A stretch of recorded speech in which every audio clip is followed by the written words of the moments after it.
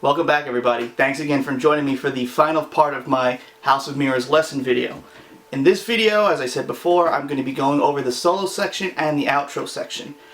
In the REH video that Alan did when he plays the intro and the middle part to House of Mirrors, he doesn't include the solo section. But if you've been following my other videos, and I've mentioned, this solo section is relatively simple because it's everything that we've done before, just in a slightly different order for some of the parts. And I believe I said in other videos with some of Alan's tunes, the solo sections are sort of in three categories. It's either like a song like Funnels, where the entire head of the song is the solo section. There are songs like Letters of Marque, where the solo section is completely unique to the head of the song. And then there are songs like this, where the solo section are actually variations of the chord progressions and ideas that are formed earlier in the song. So if you've been paying attention, this one won't be too bad, because I'm going to really blow through a lot of the chords here. There aren't too many chords that are unique to the solo section, but there are little twists and turns that I'll sort of navigate you through as I go over it. So hopefully if you watch those other videos and are ready to learn the solo section and the outro section to House of Mirrors. So let's get to it now.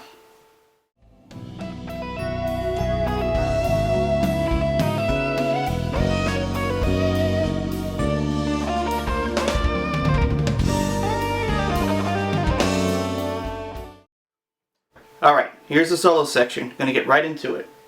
The first chord starts off the same way as the beginning of the song, as a B major with an add 11.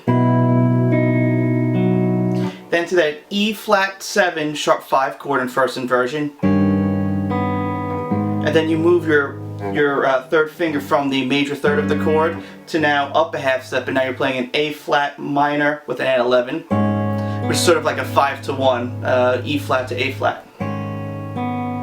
Then from there, instead of doing that little augmented part with the add 11, Alan just plays a regular D augmented triad. He probably he's probably thinking of it harmonically with the add 11, but he's only playing D augmented here, which then in turn goes right to almost like another 5-to-1, E flat major add 11 to C minor add 11.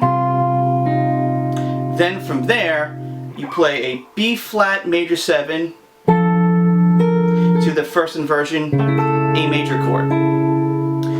That's also a variation from the earlier part of the song. So to put it all together, it's going to sound like this so far.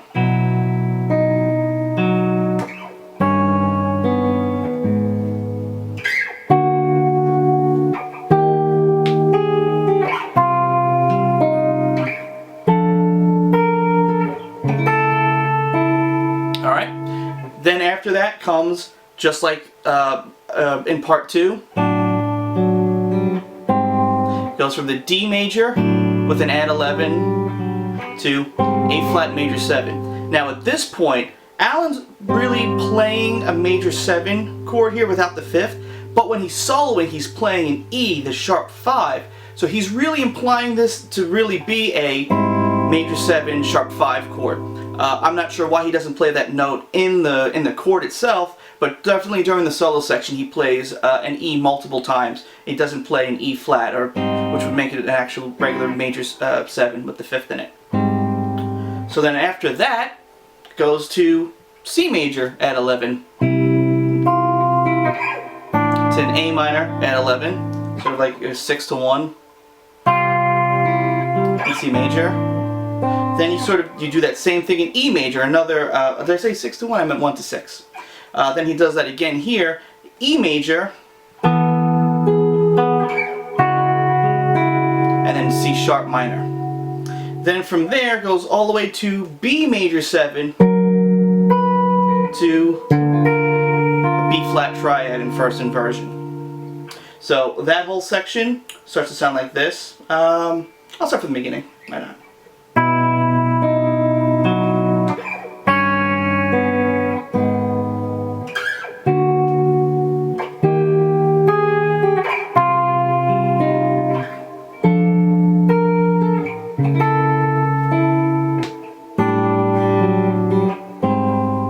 C, then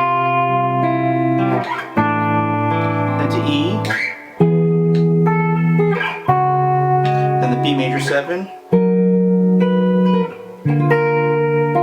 now it has the ending it's kind of like that ending from the first part of the video, where he plays an E flat major triad, and then E flat major 7, and then that D7 chord.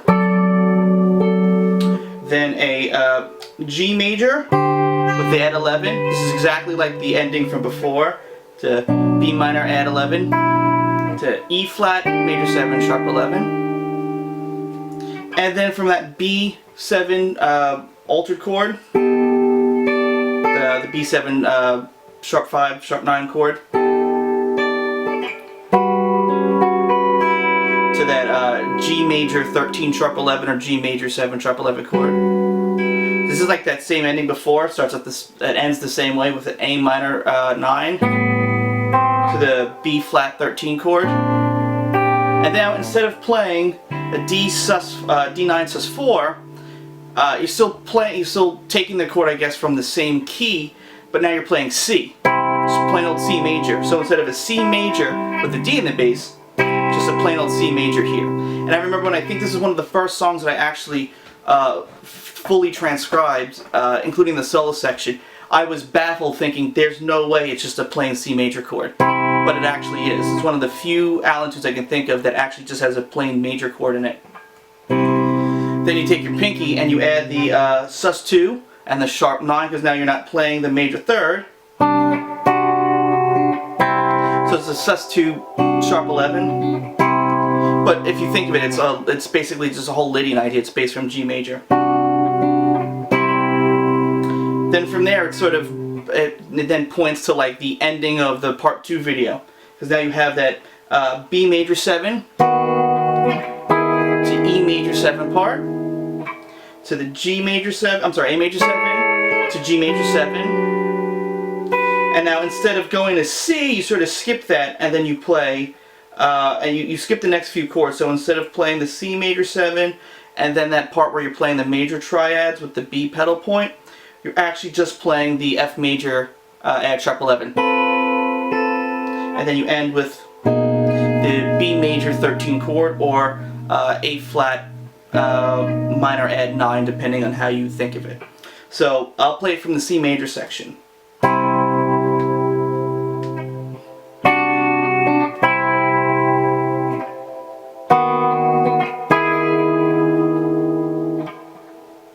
Oops.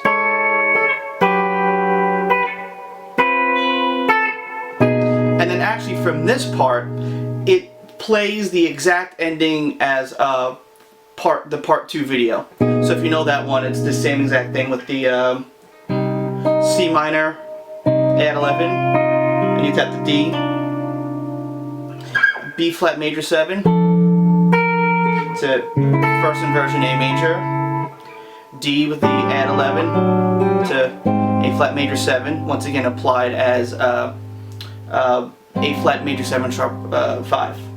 Then it has the same ending where we talked about the G major 7, or the top half of that C sus2 sharp 11 chord, to C major with an add sharp 11. Yeah. E major to that C minor with an add 11 and 13. B flat, B major 7 to G6 over 9, or E minor add 11.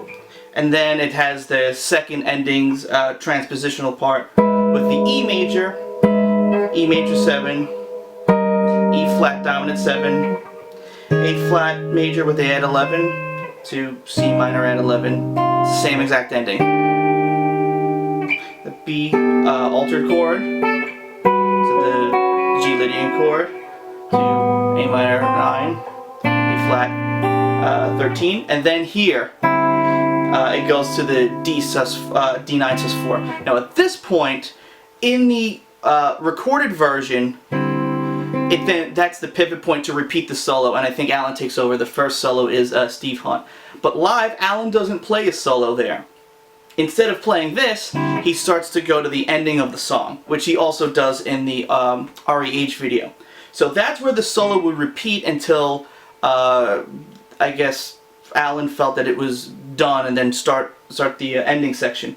So when Allan's soloing over it, instead of playing this D9 sus4, you end up playing an A major 7 to then a D major 7. Just like before when we did the B major 7 to E major 7. The same concept, but now it's a whole step down. Then from here, you have a E flat dominant 7 chord to an F with the added flat 13, just like before, and then finally we end with a B flat major 7. And that's where Allan just sort of does that little thing in the RH video. And that's the end of the song, usually when they played it live. The album version has a little ending to it, as well as, I think I saw a video in 2000 where Allan played this, where he actually includes the ending. I hadn't seen it anywhere else before except for the album and that live video. The actual outro, the part with all the swells, it's just like the beginning but slightly different. It's a B flat major with an add 11, and then it's a D7 sharp 5, just like before. But now what's happening is, instead of using your second finger here for C, you should use your first finger, because then when you move up your third finger at half step to play G, you then just play a C and an F on top, making this a minor 11. So the actual ending of it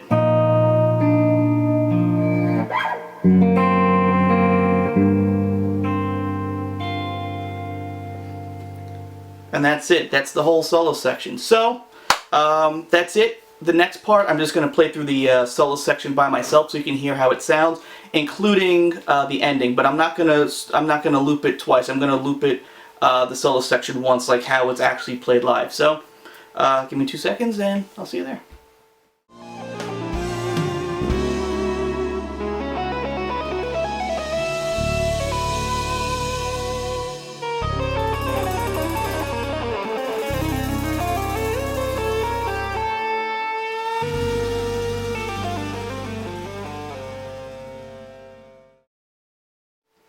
Okay, so now I'm just going to play the solo section, the entire part, and I'm just going to loop it once, like how it would be played live, including the ending section.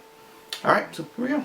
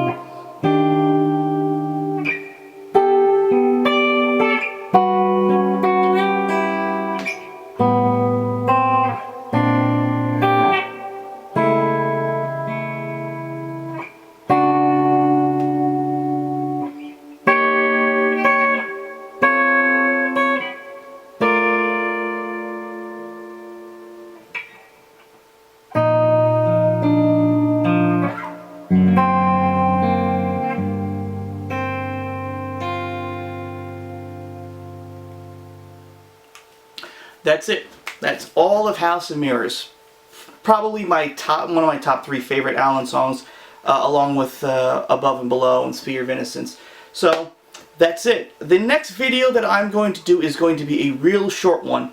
It's actually really easy, and it's a good thing that I actually go back and double check a lot of the transcriptions that I've done, because I actually realized Allan plays this slightly differently depending on the where the song was played in its life cycle. It's actually different from one sort of period of time to the next. So I thought that was interesting, and I'll cover both of those. But it'll be actually a really short one, so anybody, and it's also not physically very challenging, so anyone that's actually had a lot of difficulty playing some of Allan's tunes, because it's really stretchy, this is probably a really good one to start, because there's a lot of transposing, a lot of good ideas of how Allan sort of plays and thinks of music, and it's not too terribly difficult for your left hand. So with all that said, I'll probably put out that video real soon because it's so quick and easy. Thanks again for watching all those videos and any suggestions. So thanks again, guys. I'll see you soon.